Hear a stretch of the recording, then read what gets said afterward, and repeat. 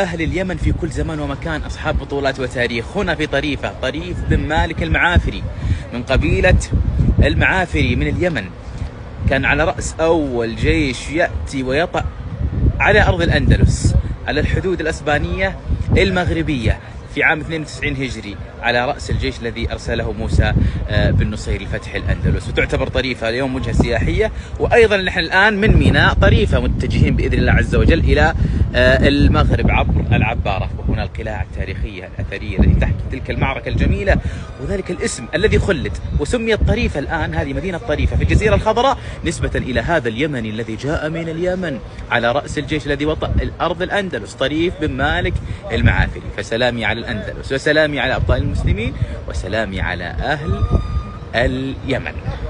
ومنذ ذلك اليوم وطريف بن مالك المعافري من أرض اليمن يطلق اسم المدينة اليوم طريفة نسبة إلى طريف بن مالك. في أسبانيا متوجهين بإذن الله من ميناء طريفة إلى المغرب.